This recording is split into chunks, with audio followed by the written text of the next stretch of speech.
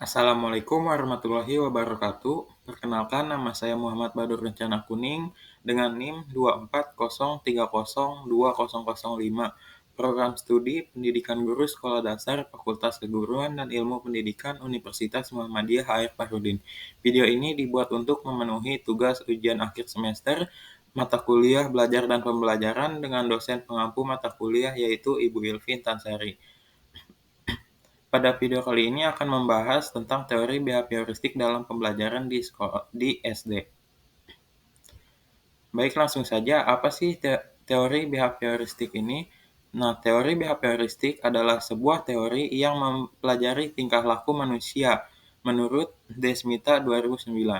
Belajar menurut teori behavioristik adalah perubahan tingkah laku yang disebabkan oleh interaksi antar stimulus dan respon. Dengan kata lain, belajar adalah perubahan di mana siswa memperoleh kemampuan untuk bertingkah laku dengan cara yang berbeda sebagai hasil dari interaksi antara stimulus dan respon.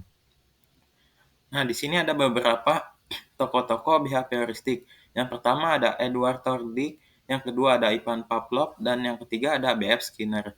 Nah, menurut B.F. Skinner, hubungan antara stimulus dan respon yang terjadi melalui interaksi dengan lingkungannya yang kemudian menimbulkan perubahan tingkah laku. Dalam behavioristik Skinner, pikiran sadar atau tidak sadar tidak diperlukan dalam menjelaskan perilaku dan perkembangan. Selanjutnya ada prinsip-prinsip utama teori behavioristik. Yang pertama ada stimulus dan respon.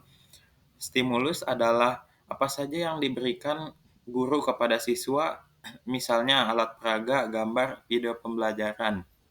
Sedangkan respon adalah reaksi siswa terhadap stimulus yang telah diberikan oleh guru tersebut. Reaksi ini haruslah dapat diamati dan diukur. Yang kedua ada penguatan atau reinforcement. Nah, konsekuensi yang menyenangkan akan memperkuat perilaku disebut penguatan atau reinforcement.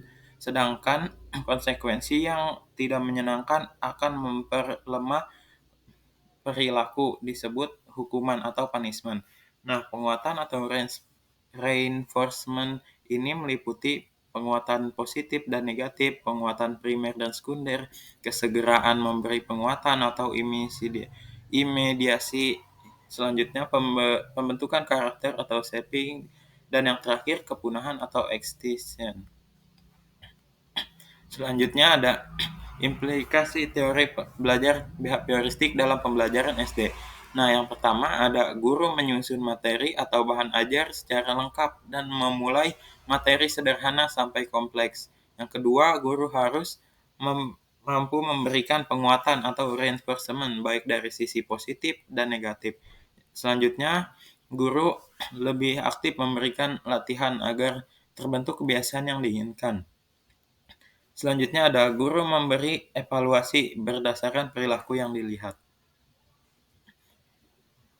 Nah, di sini saya dan kelompok saya sudah melakukan observasi dan wawancara nyata. Nah, di sini observasi dan wawancara dilakukan terhadap siswi berinisial J kelas 3 di SD K2 Agung 2. Berdasarkan hasil wawancara dan pengamatannya, siswi G menunjukkan minat yang tinggi terhadap pembelajaran bahasa Indonesia, terutama saat materi disampaikan melalui media audio visual seperti video dan gambar bergerak.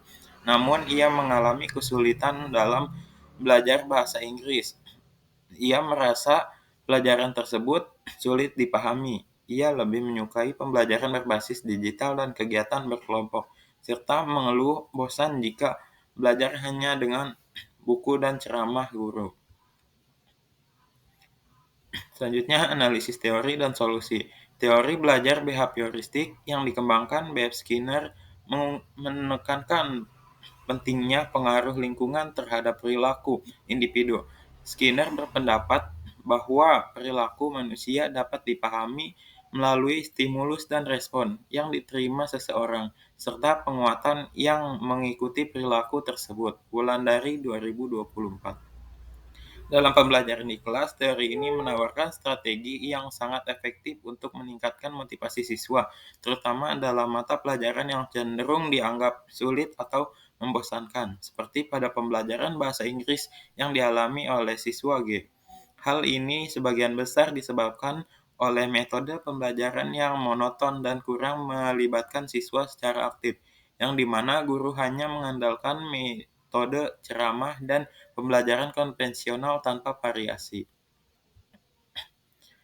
Nah, di sini ada solusi yang dapat dilakukan berdasarkan teori behavioristik, yaitu yang pertama, guru dapat menggunakan strategi pembelajaran aktif yang melibatkan siswa secara langsung dalam proses pembelajaran melalui berbagai kegiatan seperti diskusi, kerja kelompok, debat, bermain peran, dan lain-lain. Selanjutnya, guru dapat memberikan penghargaan atau reinforcement setiap kali siswa menunjukkan perilaku yang diinginkan, seperti aktif bertanya, menjawab pertanyaan yang benar, dan menunjukkan minat minat terhadap topik tertentu. Nah, penghargaan ini biasanya berupa pujian verbal, stiker, atau poin yang dapat ditukarkan dengan hadiah nantinya. Selanjutnya yang ketiga, guru dapat menggunakan media pembelajaran yang berfokus pada penyediaan stimulus yang tepat dan pemberian penguatan reinforcement untuk membentuk perilaku siswa seperti alat peraga, media interaktif, video pembelajaran, dan lain-lain. Nah, di sini ada sumber referensi yang saya gunakan pada materi ini.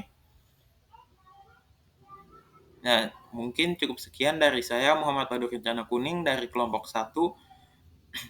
Terima kasih sudah menyimak, terima kasih sudah menonton. Kurang lebihnya mohon maaf. Wassalamualaikum warahmatullahi wabarakatuh.